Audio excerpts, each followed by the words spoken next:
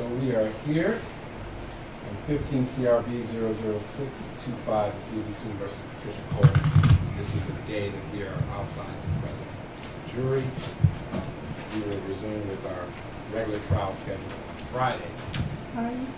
We're going to continue with trial on Friday. We have the Oh, okay. I thought we were going to. No. Well, based on the schedule that you provided to the court, I believe Counsel Johnson, I thought this was understood. He organized his defense based on you being done with your case today. You were done yesterday, which counsel's tried to get his clients here, but that's been unsuccessful. Right? Counsel, let you make a record. Yeah, I'm sorry. There's two things. One, there is an outstanding issue with regards to three witnesses, that being Eden, Wilson, and I have their lawyers as well on my witness list as well. That relates, Judge, to the dismissal of their case where they paid $2,500 a piece to have their case dismissed. That money, my understanding, is sitting in the police trust fund as we speak. Hasn't been touched yet, but sits there nonetheless. I think they're relevant witnesses. I'd like to be able to call them. I did check with one of their lawyers today, Ms. Grego, who indicated that her client had not even been served yet, even though I filed the subpoenas last week and had them served by my own process server, Tom Pavlish. Okay. But she was going to check with him again today. But I said it's subject to the court's ruling, so sit tight. I also talked to Mr. Shaughnessy, who represents Mr. Wilson, same information. Other than those three, Judge, I would potentially have one other witness, so my total would be 4. Okay.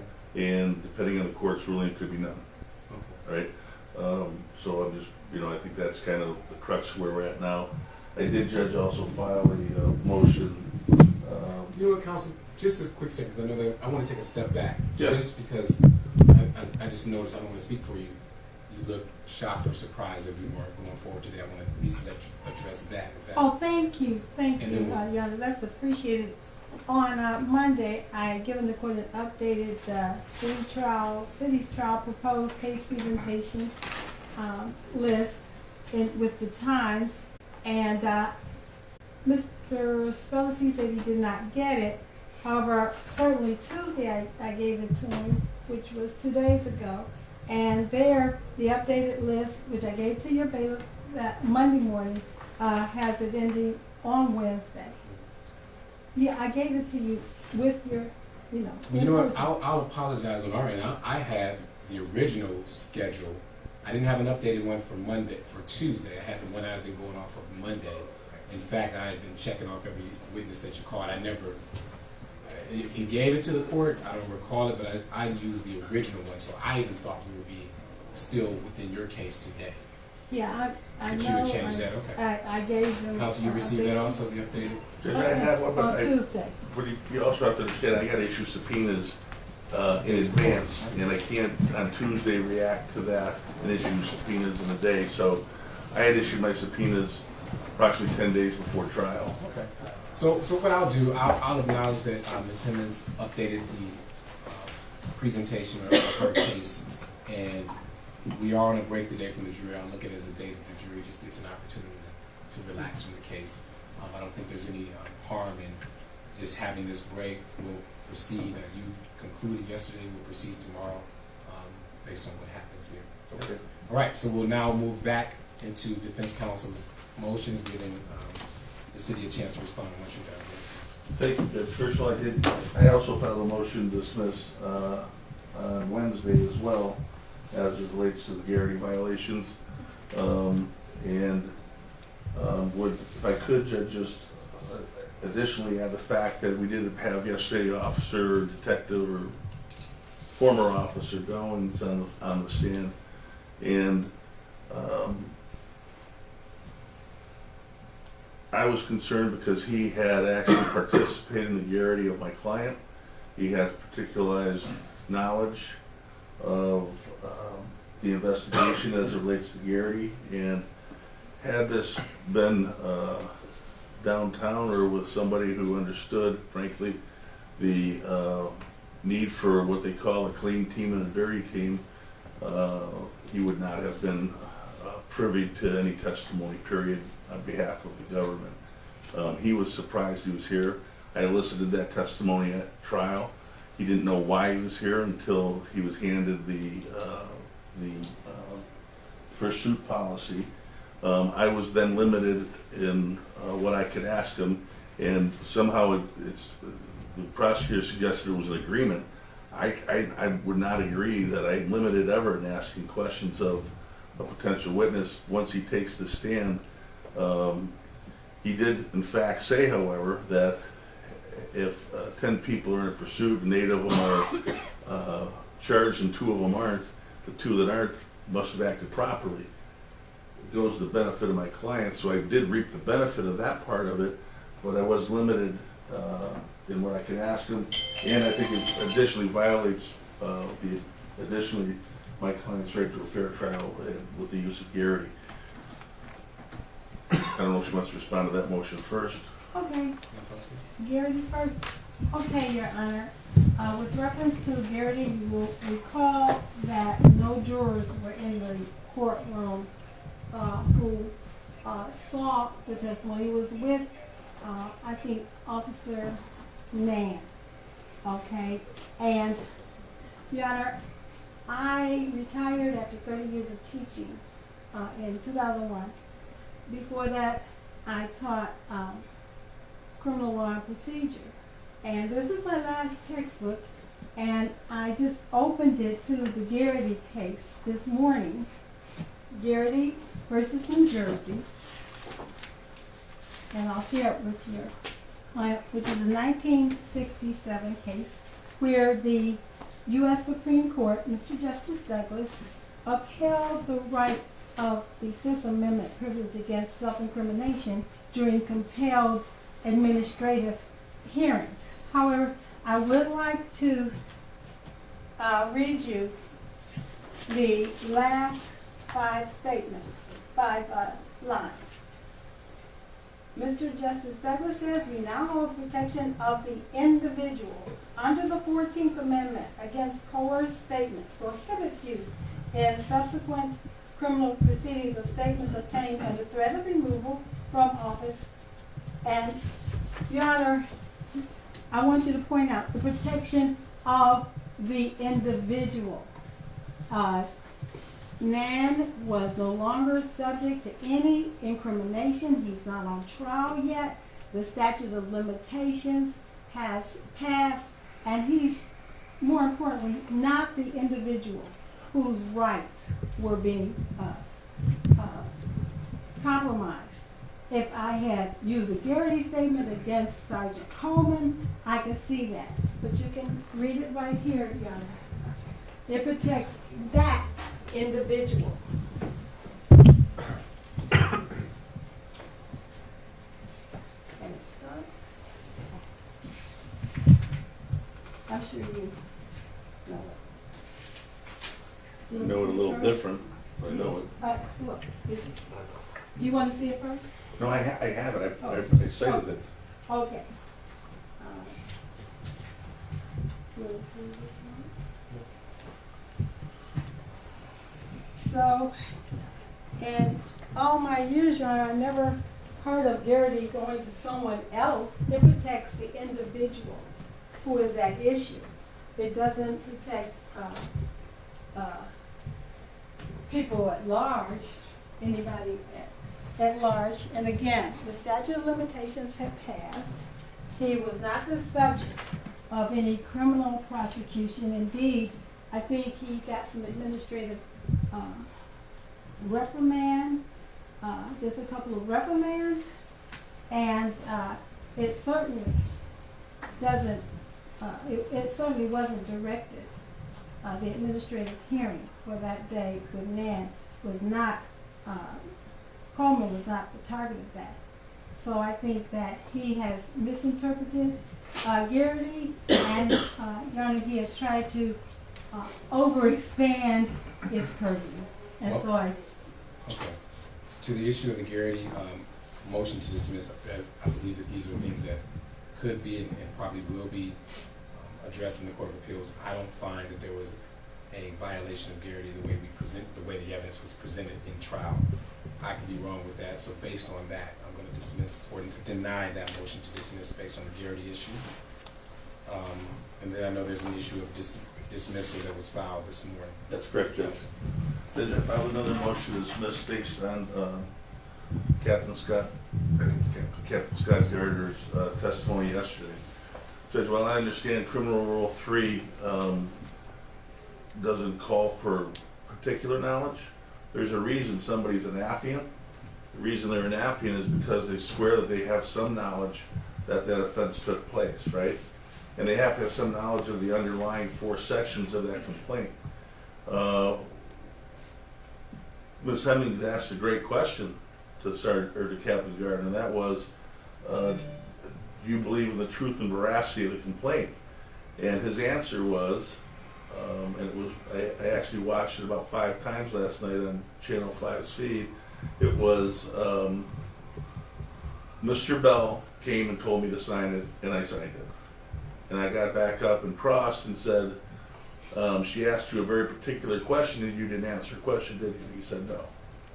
And I then went on to say, you signed the complaint to all 5 supervisors. She said yes.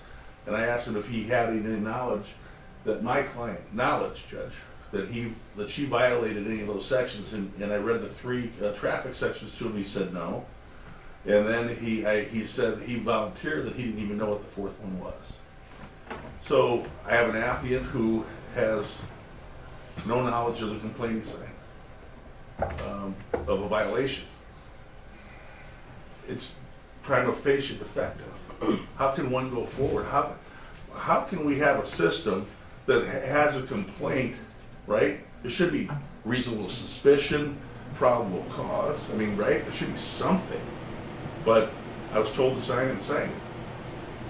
I followed up, Judge, with a phone call to the county prosecutor this morning to the gentleman's name who was mentioned, that being Mr. Bell, who says that's not how it happened.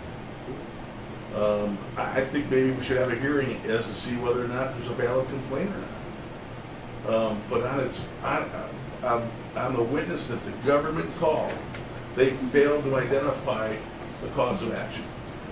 And as such, I asked it to be dismissed. Madam Prosecutor? Your Honor, he is perfectly correct, Mr. Stolisius, in terms of the level of legal probability is at the charging stage probable cause.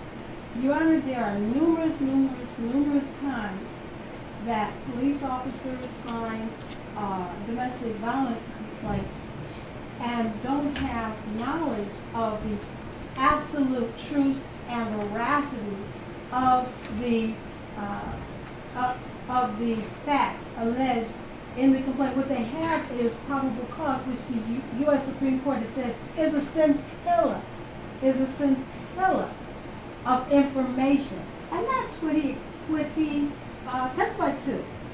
That Rick Bell, who I think is a very credible individual. I've known him for about 20 years. And if he came to one of our officers and said, I want you to sign this complaint because there is probable cause. There were 5 investigating agencies involved in this. There was the County Prosecutor's Office, there was BCI, there was the Sheriff's Department, there was Cleveland, and there was East Cleveland. Okay, so one of those agencies came to my officer and said, I, as a reputable member of the community who has practiced law with an impeccable record for, at least at that point, Rick Bell had 2 decades of practice, and said, I warrant to you, I inform you, and I provide for you these charges of which there's probable cause to believe I mean, I went over the top when I said absolute truth and veracity. The law doesn't even require that in a criminal conviction. All it requires is the level of probability beyond a reasonable doubt. But the U.S. Supreme Court has said probable cause is only the scintilla of evidence. And yeah, after 7 years, he might not have remembered Ohio Revised Code 737.11. I mean, he is a detective, and unfortunately, since 2012, we've had hundreds and hundreds and hundreds of complaints that have been signed off on as probable cause. And so my question was over the top.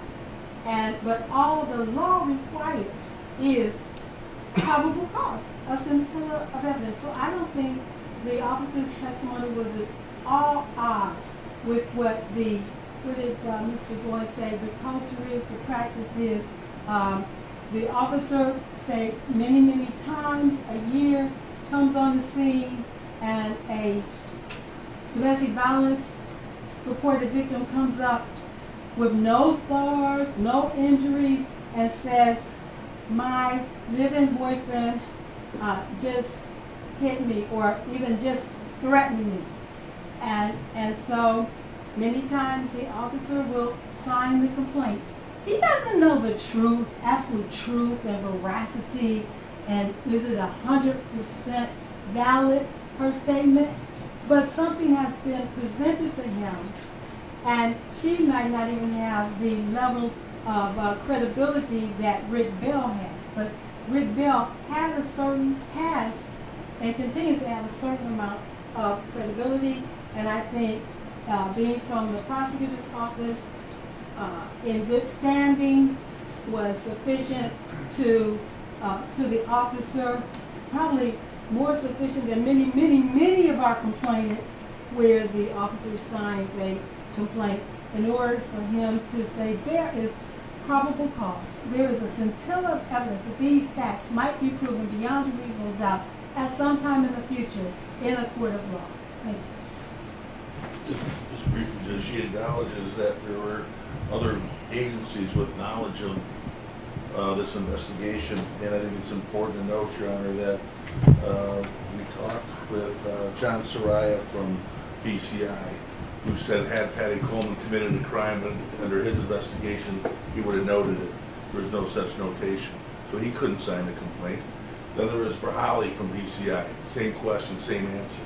There was Mr. Jacobs, Detective Jacobs, FBI Task Force, CPD, or I'm sorry, County Sheriff's Office.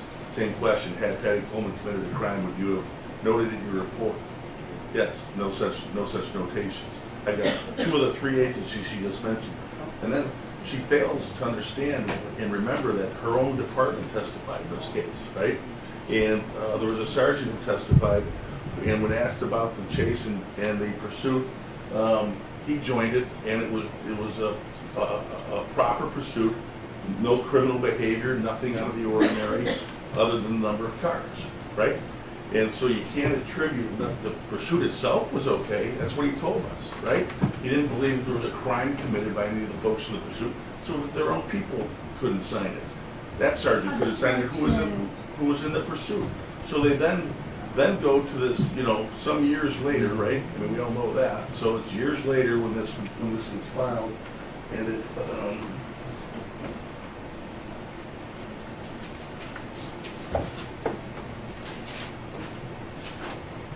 About July 2nd, 2015, 2.5 years. And I can't help what his answer is. He answered it however he answered it. I mean, but he didn't have any knowledge that she violated anything. So where's the scintilla in that answer? There's not even a scintilla.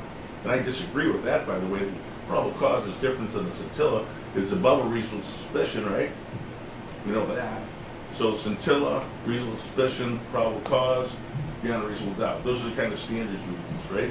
But no knowledge is no knowledge. Again, if I may? Yes. Your Honor, a credible person from the community and warranted to the officer that there was probable cause, and he signed it, and that's sufficient. He's getting into the facts of the case. In fact, none of those agencies that he cited has responsibility of charging, like I said. They're not prosecutors, they gather the facts. I was at federal court the other day, and I was talking to some FBI agents, and they said, we don't charge anything. All we do is present it to the prosecutor. Well, Rick Bell was a prosecutor.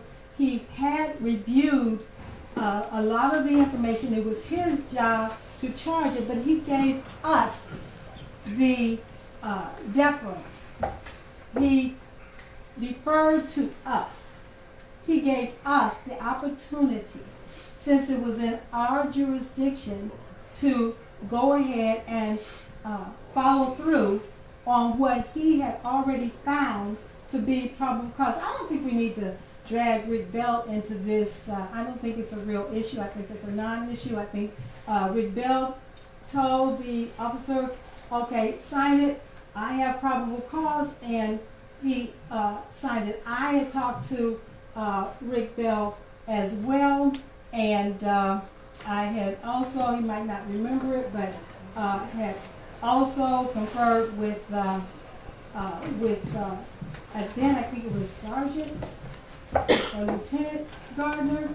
I don't remember 7 years ago what his rank was, but I was satisfied that we have probable cause, and Rick Bell was satisfied that we have probable cause, and so the officer took Rick Bell's word for it that there was probable cause, and he had every reason to take his word, and I think it's very, very much in the normal course of prosecution that officers just present the facts. In this case, we hadn't done the investigation because, as Detective Yashila Crowell said, it was too big for us. We were relying on BCI, on the Attorney General, on the Sheriff's Department to do the bulk of the work for us. And as Captain Gardner said, his actual work on the case was limited to the 13 shooters. So he probably didn't have knowledge of the traffic or the supervisory failures connected to the traffic when, he was asked that question, because he had just focused on the shooting aspect of 13 shooters, and he relied on the word. He wouldn't have signed it if he hadn't felt Rick Bell was a credible individual. So we are objecting to any dismissal on that basis.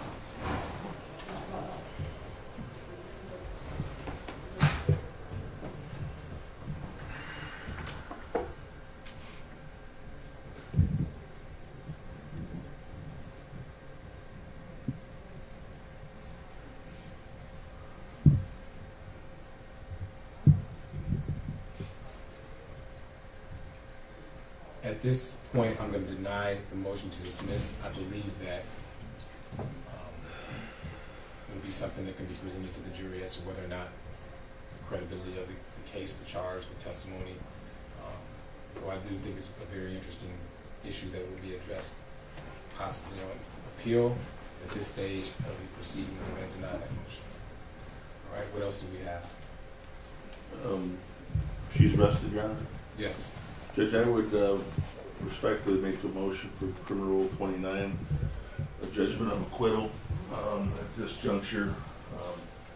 I would suggest to the court that even on the light, Your Honor, and I appreciate the court's referencing appellate rights and jury rights, but I think there's this other issue with Criminal Rule 29 that you, Your Honor, serve as a gatekeeper to make sure that justice is adequately served and that no case should go beyond where it's supposed to go.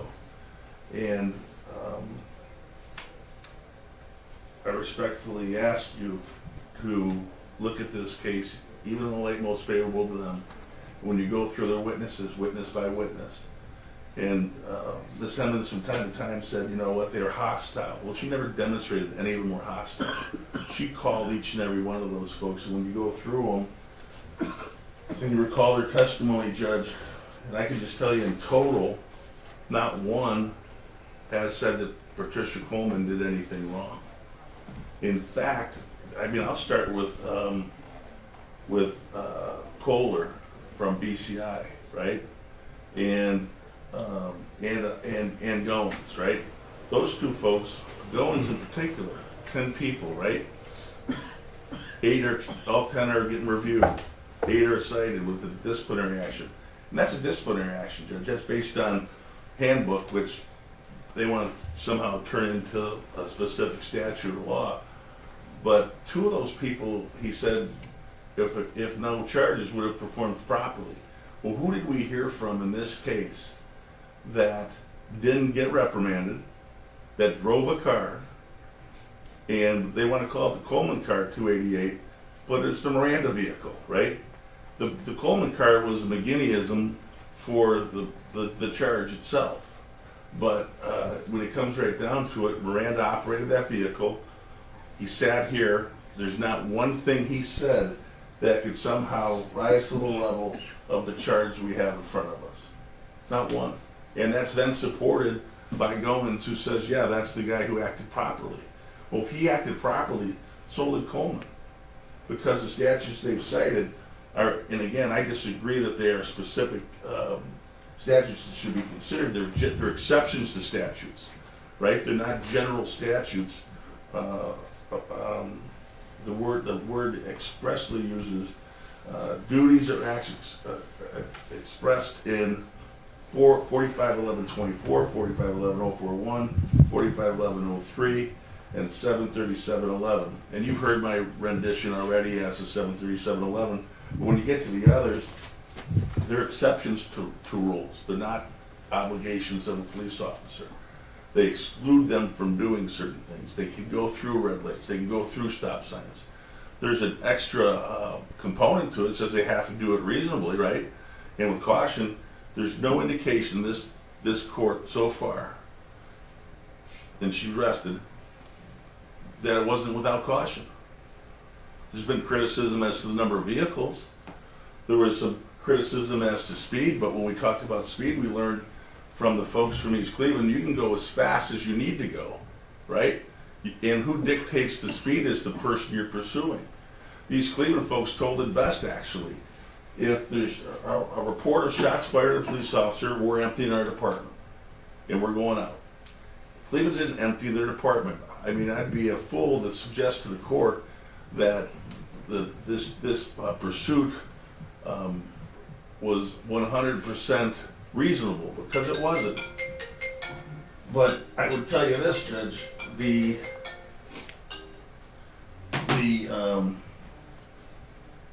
manner in which Patricia Coleman acted was very reasonable.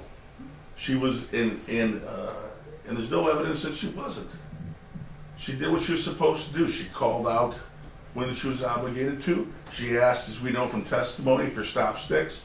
We know she asked for a helicopter, right? We know that she asked the other cities to be notified, and that she can't do that from a zone car. That zone car, as we know from the testimony, can't contact an East Cleveland radio, can't contact a Bracknell radio.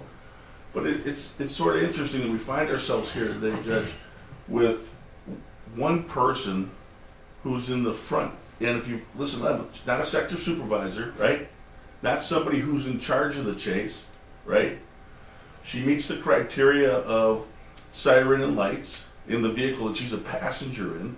No different from the sergeant in East Cleveland, right? So we've got 2 people, right? We've got a sergeant in East Cleveland who joins the pursuit, right? He's a passenger in the vehicle, driven by his colleague, who was it? This Kelly, former officer, now electrician, right? And brought up on charges? No. Reprimanded? No. Charged? No. Then we have Patricia Coleman. Same chase, same actions, passenger, charged. Under a section that doesn't apply to her. She didn't violate any traffic laws. She didn't need to be excluded from any traffic laws. The only way that they could potentially dream about making a case would be to suggest that she aided and abetted Billy Miranda, right? Well, Billy Miranda would have to be a defendant, right? He's not. Objection. So how can you aid and abet somebody who has not conducted any criminal activity, right? There's no criminal activity to aid and abet.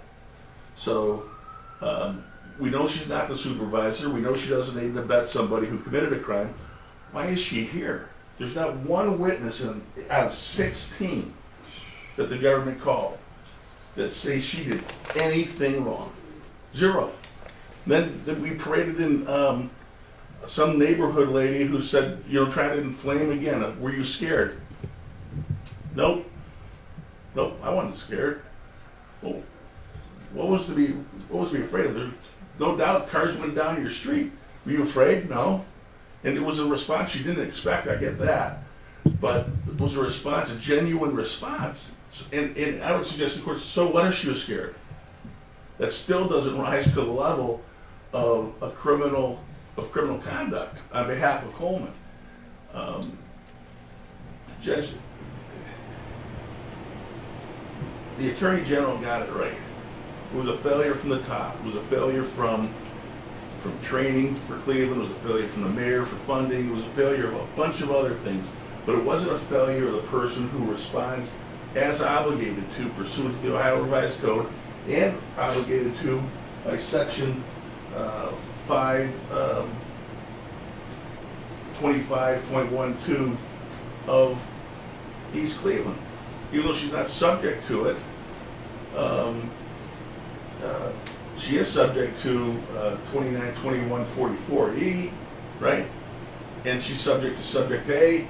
And in that statute, Judge, it says that an officer is obligated when they see a crime to apprehend, whether alone or in conjunction with others. I suggest the court, had she bailed, had she turned away, had she turned a blind eye to the criminal activity that was happening in front of her, she'd be derelict. And Sergeant Coleman didn't do that. She responded as she should have. Shots fired at an officer. As our East Cleveland friends have told us, we're coming and we're going to help. And guess what they did? They came here and East Cleveland helped them. Kelly and the sergeant didn't run from it, they engaged in it. If they engaged in it and somehow there's criminal activity, why aren't they charged, Judge? The fact of the matter is that somebody was looking for a scapegoat in this case, right? And somebody was looking for somebody to blame. And they thought they got creative with a section of the Ohio Revised Code and the Lakewood or the East Cleveland codified ordinances, and they just don't fit. And it was extremely evident. I mean, she complained about witnesses. They were her witnesses. I'll remind you again, Judge, and I'm going to sit down. Not one of them, not one, from John Jordan to Billy Miranda to Almeida to Nan to William Mitchell to Sienna Kelly to John Soraya, Scott Gardner, to Tabra Holly, to Mark Kohler, to Jeffrey Williams, to I think it's Yaya Crowell. Yes, she is. Yes, I think they call her Yaya, don't you? And then David Jacobs from the task force. He again said, he did the analysis of speed, and he did the analysis of the stop signs. And I asked him, had he witnessed any violation of behalf of Coleman and noted it, would he have done that? And he said yes, and he did. To Goins, and so 16 folks, not one. We don't have, I mean, you don't even have a hunch to go on at this point. Judge, I understand the sensitivity of this case. I understand the emotional part of it. I understand the frustration of the case, right? I can understand a mindset that maybe somebody wasn't treated fairly. And I'm going to turn that around. I'm going to tell you the person who hasn't been treated fairly is this lady for the last 6 years. All right? And she's held her ground and she's maintained her innocence. And I think I appreciate our opportunity to have a fair day in court, and we've had that. But if you're fair today, you're going to look at those 16 people and evaluate that evidence. And even the light most favorable of these folks, it's not there. Judge, I hope you'll agree with me and acquit her as we speak, and we can be done with this matter once and for all. Thank you. Thank you, Counsel.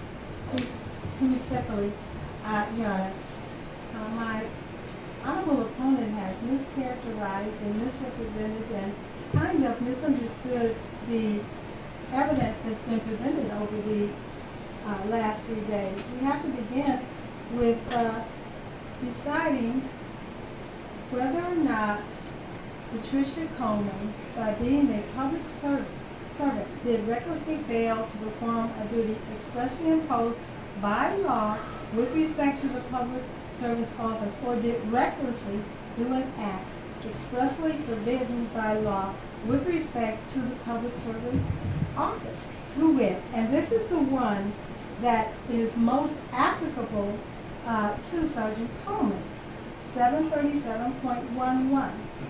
The police force, and she's a member of a police force of a corporation, shall preserve the peace, protect persons and property, and obey and enforce all ordinances of the legislative authority of the municipal corporation, and all the criminal laws, traffic laws as well, that are punishable by a fine or incarceration of the state and the United States. Okay, so that is the one that is most pertinent here, because it was her duty to enforce those laws. Instead, we begin by her own statement when she says she overheard over the radio. Remember, this is a 2nd District radio. Mr. Goins was here solely not to infringe upon any garrity rights, but solely to help the jury know and understand what the policies of the city of Cleveland were at the time, and the requirement that a sector boss, a road boss, be the one that would monitor and supervise any police chase with the appropriate car, lead car, and then the car that radioed back to dispatch in case the lead car was too preoccupied with following the vehicle. Because you won't get into, I don't think even it's important, was there a gunshot, was it backfire? These men, and I believe them, although there's some things about their testimony and Almeida that I don't believe, that don't reconcile even with each other. I believe they really thought that there was a shot and they acted thereupon. Now, these individuals were in community service.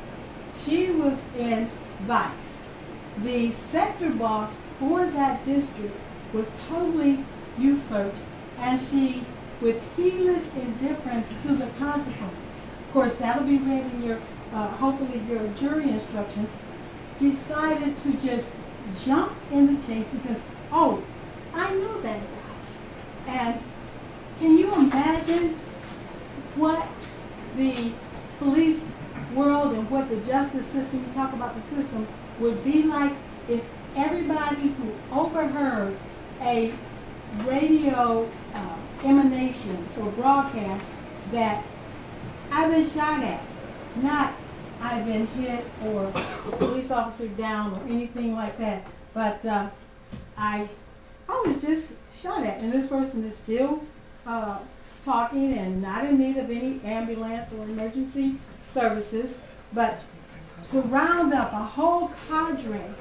of a unit, her unit, Fairchild, Salupa, Ringkiss, Miranda and go helter-skelter, grab your vest, grab your guns. We're going after them without regard to the appropriate sector boss, without telling anybody. No. When asked by the council whether or not anybody had been reprimanded, we were under an agreement that we would not mention the defendant's name. So I didn't know where that was coming from, because we were not supposed to mention anybody's name. And I defer to that. I did say, well, just the opposite. If somebody had violated, would they have been reprimanded? But he intentionally went against what our agreement was, not to focus on any one individual. So that was totally hypothetical. It didn't apply to her at all, because his whole testimony was intentionally focused on the rules, the bylaws, the protocol, and policies. No, they are not law, but the traffic laws are laws, and it was her duty to enforce them. And the interesting thing about this is, okay, so she's at West 61st Street, and she sees the guy is so out of control that other police cars are swerving to avoid him. And so, what? Okay, this character is out of control. He's a danger to the public. He hadn't even gotten to East Cleveland. He hadn't even gotten to the east side of Cleveland. But he obviously was showing utter disregard for his own safety and for the public safety. But it should have stopped there when you said, okay, we got this fool, let's not mess with this, because this has to be contained and controlled. Way over on the west side, on West 61st Street. But no, then they get on to 55th, and at 55th, oh, he lost the tire. You see, the guy's car is falling apart. In fact, Miranda said, oh, yeah, he was losing pieces of his car. His muffler was dropping out.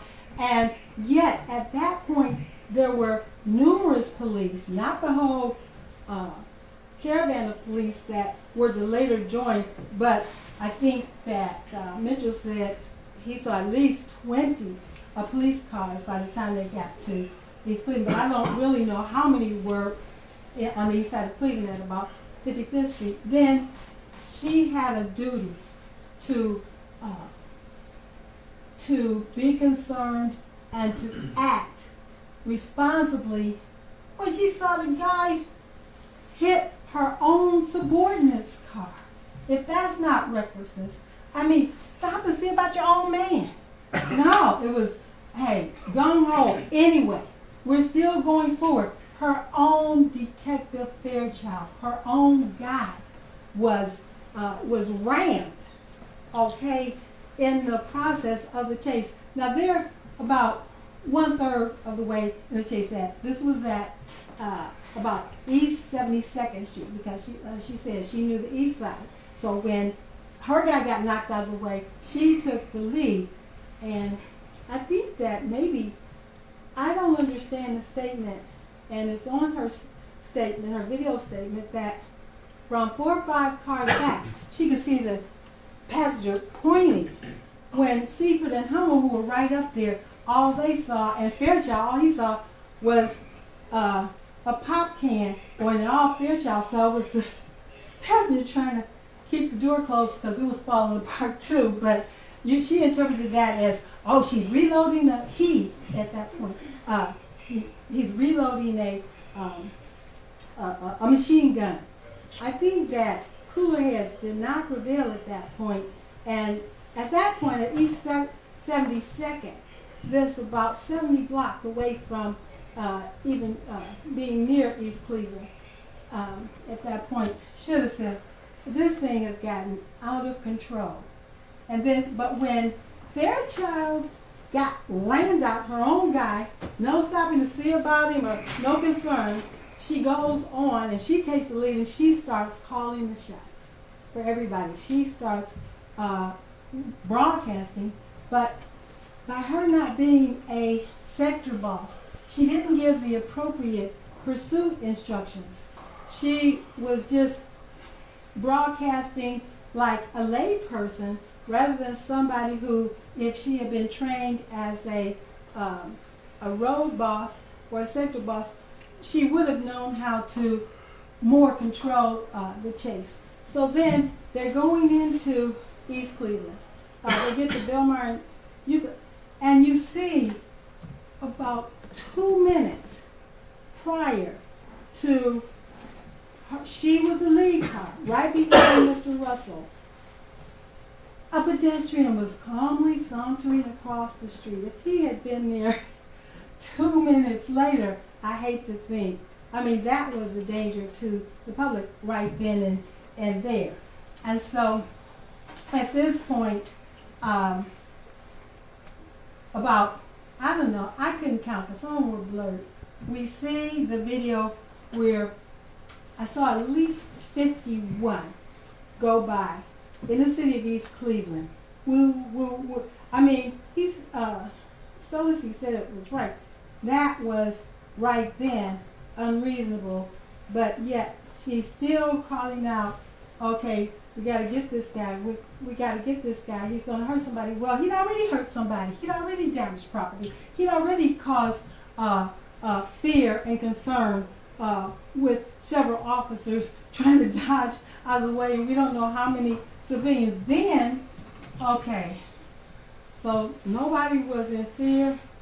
I mean, you saw Jeff Williams sit up there, Your Honor, and say, I mean, Roadrunner Shauna, I'm kind of glad that she's an electrician now and not an officer, but she was gunning it down. She was speeding, and in Sergeant Coleman's statement, she says, and then we saw an East Cleveland police car whiz by, and it was within seconds, and it would have been bad. They just missed us. She expressed fear herself because Shauna nearly missed her.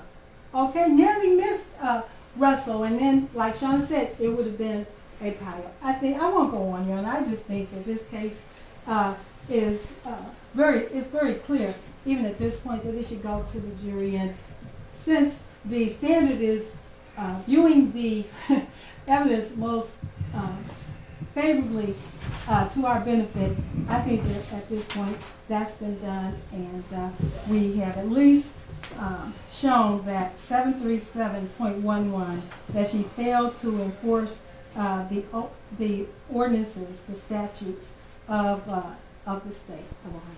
Thank you. All right. Counsel, thank you both. As the standard is for me to view the presentation of the evidence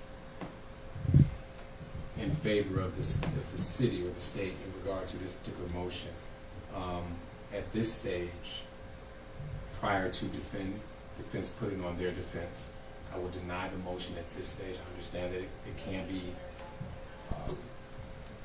made again at the close of the defense's evidence. It can also be made again prior to going to the jury. It can be made again after a jury decision. That's my understanding. So that's my expectation. But at this time, it will be dismissed, or we deny it. The next order of business for us today, is there anything else? My motion in limine. Can you articulate that correctly? My motion in limine with regard to his subpoena of Jason Edens, Michael Donegan, and Paul Wilson. I think, Your Honor, each defendant stands on its own, his or her own merits in terms of the arrangement that they might have with the government in terms of their particular case. Each of these is on a case-by-case basis. I don't think any of these three had the kind of culpability that I think the evidence has shown thus far that Sergeant Coleman had in this particular situation. I think that any arrangement that ended in them not being here today was done after consideration of the facts and circumstances of their particular cases. It was also predicated upon something that's quite a basic tenet in criminal law, and that is the defendant's showing of remorse and their desire to make restitution for any harm or any expenses that has been caused to the victims. And the victims in this case are the citizens of the city of East Cleveland. So I don't think that related. Anything that happened last month or last year doesn't relate to 2012. I think it would be duplicative. I think it would be repetitive, repetitive. And I don't think, in terms of each one getting up and saying whatever they say about their particular, or what happened in their particular case, I think they have a right. I think they have a right not to have to reveal the circumstances of their dismissal.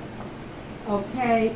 Plus, I don't think it is probative of this particular case. I don't think it is probative at all of whether or not Patricia Coleman acted recklessly by failing to enforce the traffic laws of the state of Ohio and not curtailing the very reckless activities of dozens and dozens of Cleveland officers in this police chase. So I think there's nothing to be advanced. I know that Mr. Scalisi would like to make an argument. I would like a brief rebuttal to this.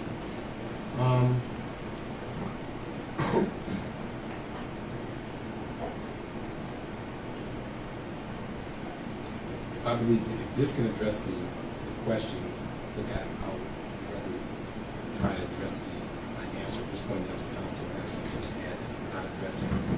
Simply because I had the motion, we filed it, so I had a chance to have that. We had discussion. It's my position to give counsel the ability to put on his defendant's client, and not deny him using as a witness. My only limit would be, I believe, that the prejudice that could be presented or that could be created with the jury in regard to the settlement. That's the only thing that I don't want to discuss.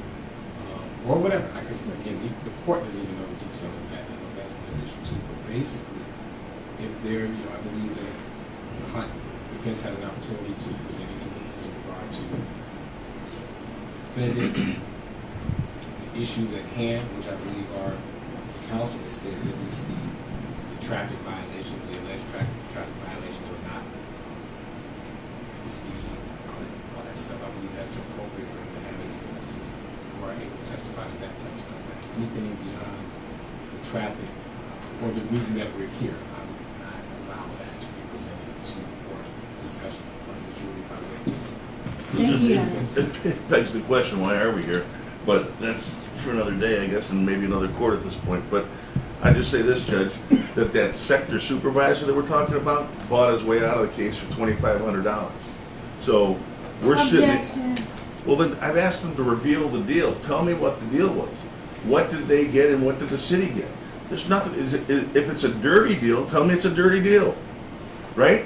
If there's something wrong with it, then don't talk about it, right? If it's a clean deal, if it's the way we should do business in the criminal justice system, in this court in East Cleveland or any other court in the state of Ohio, then reveal the deal. Tell us what it was for. Judge, I can tell you this. Somebody mentioned restitution. I'm going to tell you, before there was a figure of restitution, there was an offer to settle for money, when they didn't have any idea if there was restitution or not, or what it cost the city of East Cleveland. Objection. This is the epitome of extortion. Objection. So that those three other people are sitting here enduring what she's enduring. So tell us, why can't I understand what they paid their money for and what their bias may be before I put them on that witness stand? It happens in every other court in this country. Why can't it happen here? My response is in reference to the information that will be provided to the jury by way of testimony. You don't know what it is, Judge. Yeah, I just don't believe. I believe at some point, whether here now or we haven't addressed it, I don't know the details of that reason why they're not here. I don't know to what level that needs to be exchanged and how, but for the purposes of whether or not Patricia Coleman is guilty of any of the alleged offenses or the complaint that I know you have a problem with, I don't believe that testimony has any probative value over the prejudice that it would present to a jury. But Judge, that doesn't mean you're not entitled to it. That doesn't mean that I'm not making a judgment as to anything about it. All I'm saying is for that argument to be presented to the jury when the issue is whether or not your client violated the traffic laws, or whether, as you state, there's an exception to those traffic laws, I don't think that's appropriate for the jury. And Judge, I'm saying, if you don't know what it is, how can you sit and tell me that I can't use it? How can you tell me that it doesn't agree with bias, prejudice, right, or truthfulness, right? Those are three things that I should be able to inquire about as to a witness, right? And I'm still here. I'm in the 4th day of trial.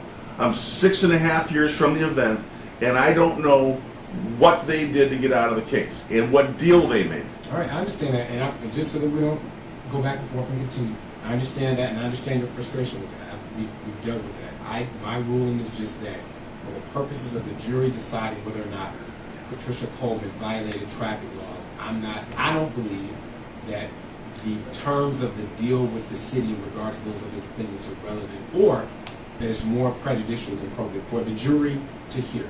That's my decision. How can we do it in a vacuum? Because we don't know what the deal is. Can somebody tell me what the deal is? I don't believe, my last point, I don't believe the deal is relevant to whether or not she violated traffic laws. But I think they weren't presented as prosecutor witnesses. If your witnesses are, I would assume your witnesses would speak to what she did or did not do in that particular evening, as opposed to anything that happened outside the court or outside that case. I don't know, but that's all I want presented is what happened that evening, whether or not the city can prove that case or not. All of these things that happened outside of that could be for another day, another court, but I don't believe it's for this particular jury. So if I understand the court's ruling, I can't explore with a witness their bias, prejudice, or truthfulness. With your witness, their bias? Right, their prejudice, right. So you want to explore why you would call a witness that would be biased or prejudiced against your client? Well, I don't know because that doesn't seem that would be a witness that you would call. Well, it sounds familiar to the tenor of the government's case, doesn't it, Judge? When we talk about hostile witnesses, I don't know if I'm buying into a hostile witness. I'd like to have an idea what the deal was, what the parameters were before I decide whether to call somebody. And what we could do, again, making sure that that's not in the presence of the jury. If we have a hearing where you're asking what was the speed of Patricia Coleman, and their answer is, I don't want to talk about it, or you feel they're being biased or prejudiced, we can address it at that time. But to go into it with this free-for-all about the settlement, I don't think that's appropriate for the jury. But if at some point you decide, or we determine as a court, that your witness is now being hostile toward your questions in defense of the issue that happened that night, then we can address it at that time. And I appreciate the court's ruling, Judge, just for the record, so I'm not entitled to know what the deal was. That is not my ruling. The ruling is the terms of the deal or any discussion about their dismissal from this case should not be presented in the presence of the jury. Then can I have no issue. I have no stake in whether or not you should have a knowledge of that term of the deal. That's not before me. Before me is I'm asking you. Before me is whether or not Patricia Coleman committed these crimes, and that's really before the jury. I'm just trying to make sure that it's presented to the jury without prejudice. I have no, as far as your ability to know that deal, that's not presented before me. In a perfect world, I think you should. I don't know if it's private. Has it been deemed private between those, or I don't know. But I'm just saying, as far as the trial counsel, and I know you're making your arguments. I believe you understand. For purposes of the trial, I want to keep it to the issue of whether or not Ms. Coleman is guilty of the alleged offenses or not, and all the other things that happened outside. Just like we limited counsel's attempt to throw in, or want to talk about pictures or evidence that happened. I thought that was inappropriate. I thought that was outside. I wouldn't allow that. So I'm giving the same courtesy. I'm trying to call it right down the middle as to what should be presented to this particular jury. And as we know, at the end of the day, I'm just calling it as I'm playing the game right now. I could be overruled by a court of appeals later on, but who knows? But as of right now in the case, I'm trying to keep it fair on both sides, not allowing things that should not be presented to the jury. And Judge, I certainly respect that. But I will ask this then, as it relates to my motion, my criminal motion for 29, can I at least have some guidance as to the facts that overcome, The rule 29, if the question is, should it be presented, is there anything or at least sufficient, a case sufficient to be presented to the jury? Trying to be as succinct as possible in my position. Having to look at it in favor of the city, there seemed, from my observation, to be at least some evidence presented in the issue of whether or not speed or running the red lights were excessive. Because that was my interpretation of what was at least presented, I understand what you've presented. I believe that's enough to overcome the Rule 29 at this time. Whether it's enough for a jury to find a conviction, that's a whole nother story. thanks, Judge. Thank you. Anything else? Your Honor, I just want to present to the court the fact that each defendant got the same offer of settlement, including I spoke to Mr. Scorsese, and he's just being a little disingenuous when he claims that it's a big mystery. Never spoke to him about it. Your I wouldn't Honor, participate in extortion. Your Honor, I was on the telephone with him Friday before, and whatever settlement, and I would not misrepresent anything to the court as a professional, ethical responsibility, and everybody got the same thing. All right, so we're going to conclude for today. We're going to start tomorrow at 9.